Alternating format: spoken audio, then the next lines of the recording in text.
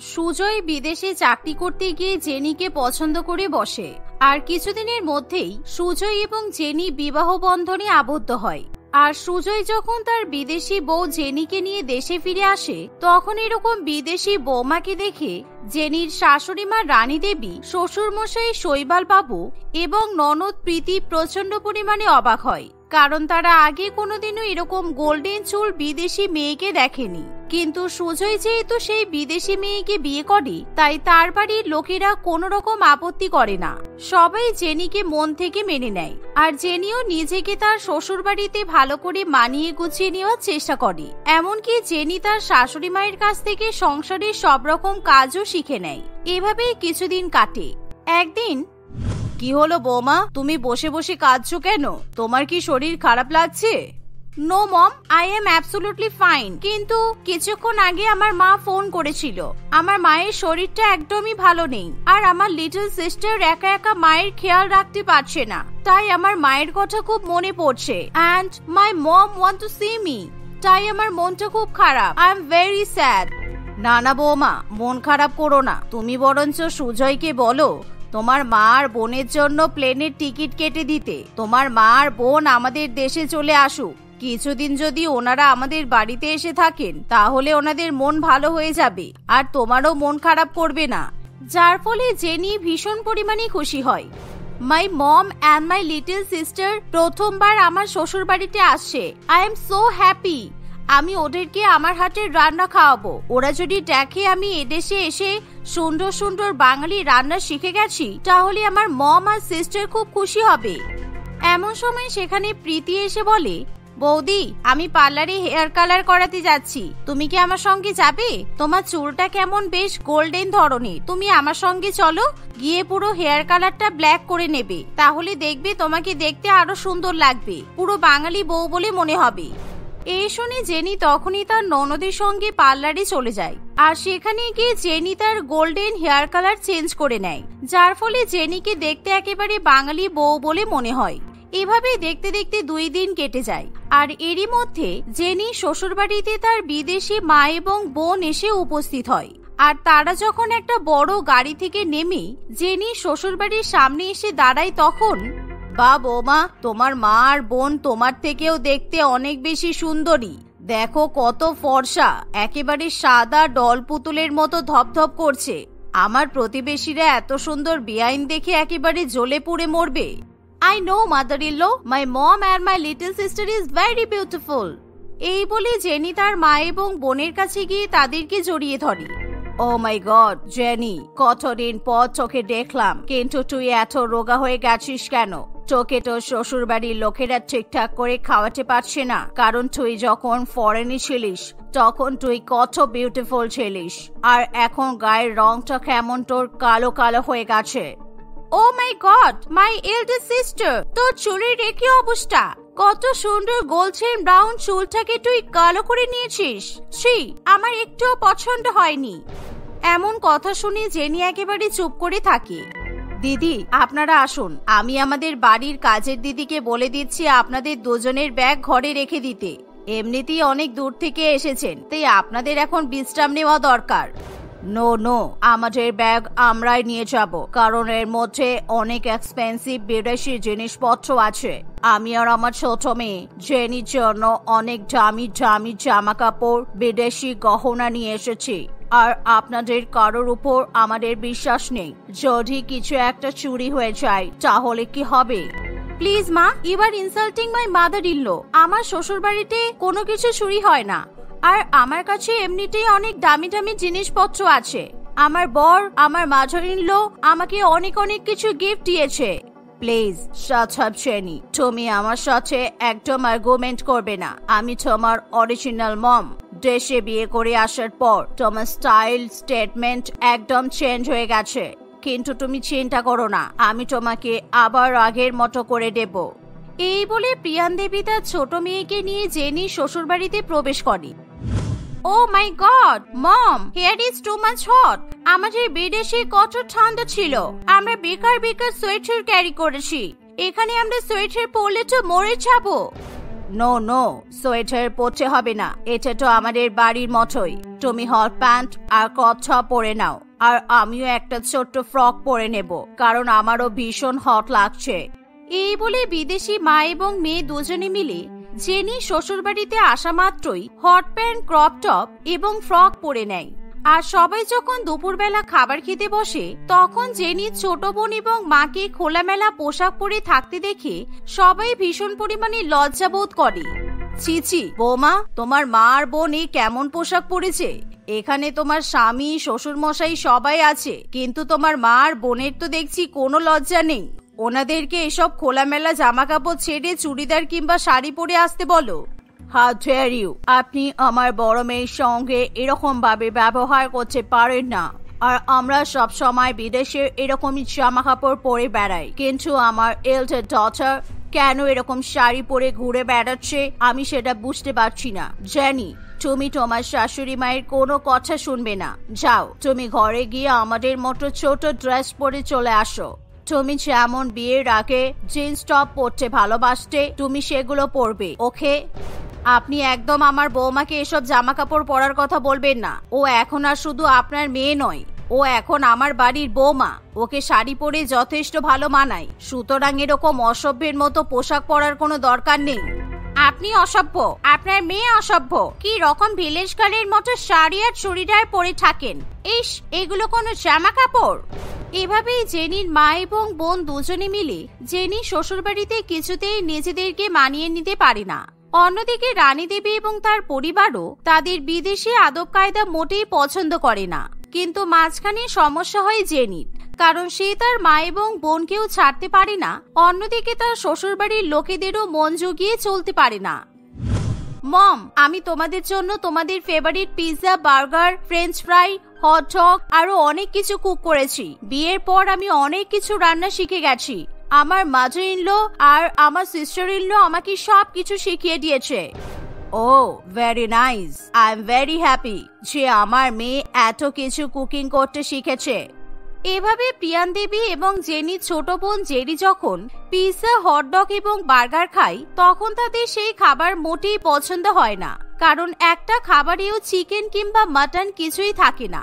আর তারা যেহেতু বিদেশে সবসময় চিকেন এবং মাটন খেতে অভ্যস্ত, তাই তারা সবজি দিয়ে রান্না করা খাবার কিছুতেই খেতে চায় না।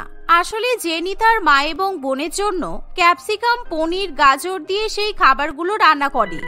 ও মাই গড, মাই এল্ডার সিস্টার, তুই এসব কি রান্না করেছিস? তুই কি বিয়ের পর শ্বশুর বাড়িতে এসে ভেজিটেরিয়ান হয়ে গেছিস? তুই জানিস না উই লাভ চিকেন আর মাটন? সেটা জেনেও তুই আমাকে আর মমকে এরকম ভেজ খাবার খাওয়াচ্ছিস? Why? Seriously, I hate vegetarian food. অবশ্য হবে নাই বা কেন? শ্বশুর বাড়ির লোকেরা কেমন গাইয়া ধরনের খাবার দাবার খায়, তাই আমার ফরেনার মডার্ন মেয়েটাও এখন গাইয়া হয়ে গেছে। মা প্লিজ শাট আপ, তোমরা একটু আস্তে কথা বলো। এসব কথা যদি আমার ইনলোরা শুনতে পায়, তাহলে ওরা কিন্তু আমাদেরকে খারাপ ভাবতে পারে। জেনির কথাতে তার মা এবং বোন কিছুতেই পাত্তা দেয় না। তারা খুব বাজে ভাষায় জেনি শ্বশুরবাড়ির পরিবারের নামে খারাপ খারাপ কথা বলতে থাকে, যার ফলে রানী দেবী এবং প্রীতির খুবই খারাপ লাগে। আসলে আমাদের বাড়িতে চিকেন, মাটন এগুলো খাওয়া হয় না। আমরা সবসময় ভেজিটেরিয়ান খাবার খাই, তাই আমি আমার বৌমাকেও এসব রান্না বান্না শিখিয়েছি। আর এখন আমার বৌমা আমাদের মতো ভেজিটেরিয়ান খাবার খেতেই ভালোবাসে। আমার মেয়ে মোটেই এসব খাবার খেতে ভালোবাসে না। আসলে আপনাদের পাল্লায় পড়ে ও এখন ভেজিটেরিয়ান খাবার খাচ্ছে। তা না হলে ও যখন আমাদের সঙ্গে বিদেশে ছিল, তখন ও প্রত্যেক দিন চিকেন, মাটন খেত। বেটা, তুমি আমাদের সঙ্গে ফরেনে ফিরে চলো। তুমি এখানে ভালো নেই। ওখানে যাবার পর আমি তোমাকে ভালো করে খাওয়া দাওয়া করাবো, okay honey? No mom, I am very fine. Please stop insulting my mother in law. আমি যদি জানতাম তুমি আর বোন এখানে এসে এরকম করবে, তাহলে তোমাদেরকে আমি কখনো এখানে আসতেই বলতাম না। এভাবেই দেখতে দেখতে কিছুদিন কাটে, কিন্তু প্রত্যেকদিন প্রিয়ান দেবী এবং জেরি দুজনে মিলে জেনির সংসারে কোনো না কোনো কারণে অশান্তি সৃষ্টি করে। আর একদিন রাত্রিবেলা জেরি এবং তার মা দুজনে মিলে বিদেশ থেকে নিয়ে আসা ওয়াইন গ্লাসের মধ্যে ঢেলে খেতে শুরু করে। আপনারা প্লিজ আমাদের বাড়িতে মদ্যপান করবেন না। আমার মা, বাবা আর দাদা যদি দেখে তাহলে খুব খারাপ ভাববে। এটা কিন্তু ঠিক নয়। আপনারা দুজনে মিলে এরকম বারান্দায় বসে ছাইপাশ খেতে পারেন না। Please shut up you idiot. This is expensive sparkling wine. তোমাদের দেশে এরকম ওয়াইনের বোতলের 50,000 টাকা দাম। সুতরাং তোমার এই বিষয়ে কোনো আইডিয়া নেই, তাই কোনো কথা বলবে না, ওকে ইলিটারেট ইডিয়েট। জেরি এভাবে প্রীতিকে অপমান করলে প্রীতি কাঁদতে কাঁদতে তার মা এবং বৌদিকে সব কথা বলে দেয়, যার ফলে জেনির খুবই খারাপ লাগে। তাই জেনি তখনই তার মা এবং বোনের কাছে এসে তাদেরকে মদ খেতে বারণ করলেও তারা কোনো কথা শোনে না। কিছুক্ষণের মধ্যে প্রিয়ান দেবী এবং জেরি ওয়াইন পান করে জোরে জোরে গান চালিয়ে নাচানাচি করে, কারণ আজকে যেহেতু ফ্রাইডে তাই তারা ফ্রাইডে নাইট পালন করে। এল্ডার সিস্টার, তোর বিয়ে হয়ে যাবার পর তুই ফ্রাইডে নাইট পালন করতেই ভুলে গেছিস।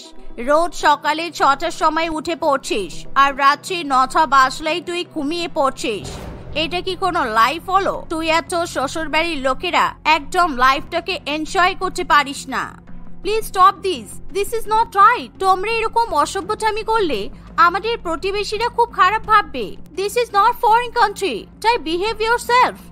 জেনি বারবার তার মা এবং বোনকে বারণ করলেও তারা কোনো রকম কোনো কথা শোনে না। কিন্তু রানী দেবীর বাড়িতে এরকম জোরে জোরে গানের আওয়াজ শুনি তাদের প্রতিবেশী মহিলারা সেখানে চলে আসে।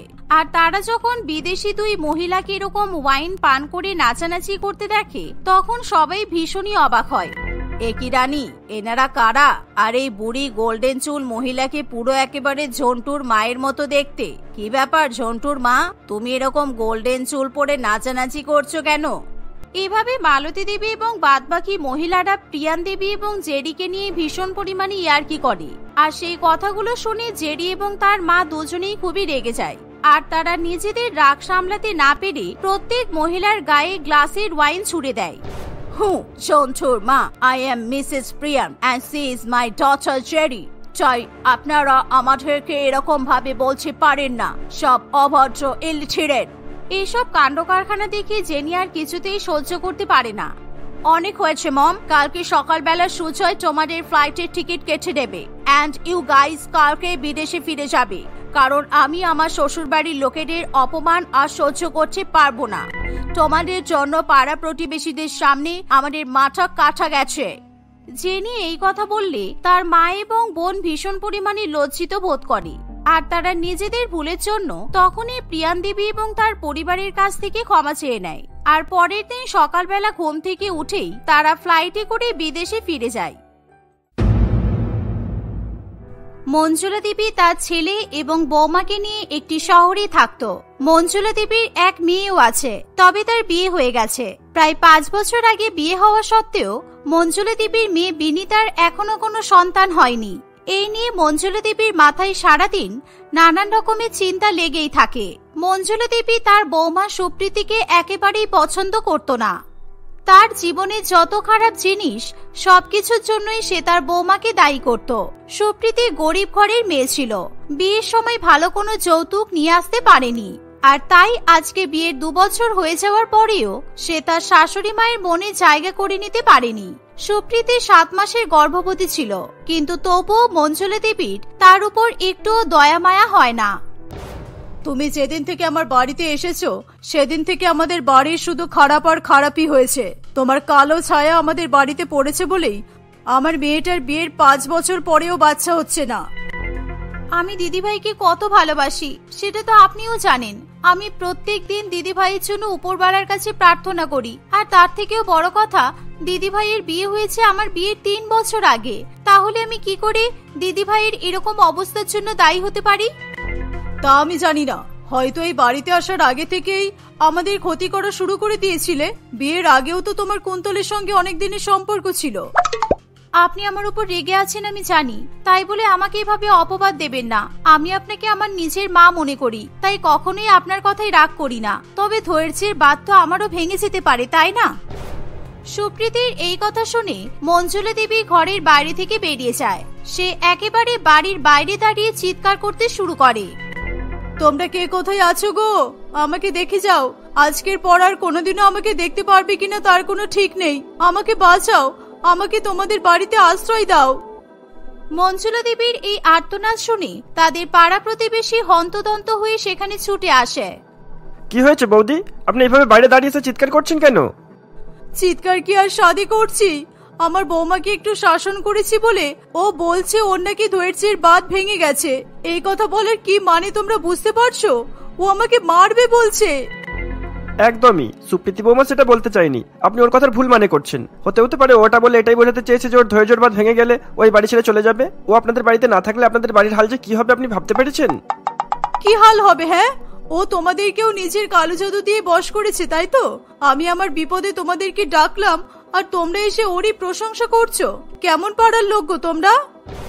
এইভাবে বলবেন না। দেখুন মেয়েটা কিভাবে কাঁদছে। একজন গর্ভবতী মাকে এইভাবে কষ্ট দেওয়াটা কি উচিত? আপনি ঘরে ফিরে যান, নিজেদের মধ্যে সবকিছু মিটমাট করে নিন। তাদের পাড়ার সকলেই মঞ্জুলা দেবী এবং সুপ্রীতিকে ভালো করেই জানতো, তাই তারা সুপ্রীতিকে কোনো রকমের দোষ না দিয়ে মঞ্জুলা দেবীকে নানান রকম ভাবে বুঝিয়ে সেখান থেকে চলে যায়। এই কয়েকদিনের মধ্যেই হঠাৎ মঞ্জুলা দেবীর মেয়ে বিনিতা তাদের বাড়িতে আসে। বিনিতাকে দেখে মঞ্জুলা দেবী একেবারে অবাক হয়ে যায়। বিনিতা এতদিন তার মাকে জানায়নি যে সে গর্ভবতী, কারণ তার মাকে সারপ্রাইজ দেবে বলে। হঠাৎই বিনিতাকে গর্ভাবস্থায় দেখতে পেয়ে মঞ্জুলা দেবী আনন্দে আত্মহারা হয়ে ওঠে। তুই আমাকে আগে কেন বলিসনি? এত খুশির খবরটা তুই আমার থেকে লুকিয়ে গেলি, তাও আবার 7 মাস ধরে। তোর মা হয়ে কি আমার এটুকু জানার অধিকার নেই? এই 7 মাস তুই কিভাবে একা হাতে ঘর সংসার সামলালি?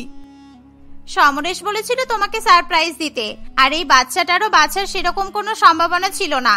তাই আমি প্রথম থেকে তোমাকে কিছু জানিয়ে পরে তোমার মন ভাঙার কারণ হতে চাইনি। আজকাল শরীরটা খুব খারাপ যাচ্ছে, তাই ভাবলাম তোমার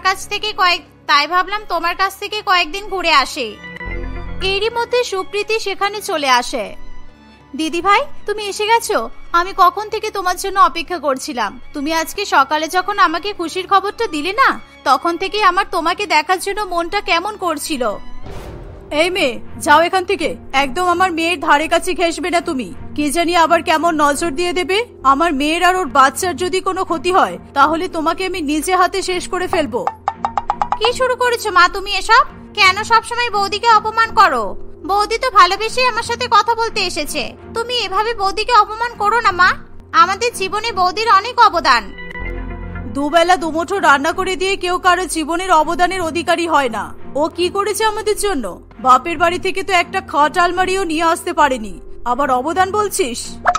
কিন্তু মা ছাড়ো, বাদ দাও এসব। আমি অনেকটা জার্নি করে এসেছি। কি খেতে দেবে সেটা বলো, খুব খিদে পেয়েছে।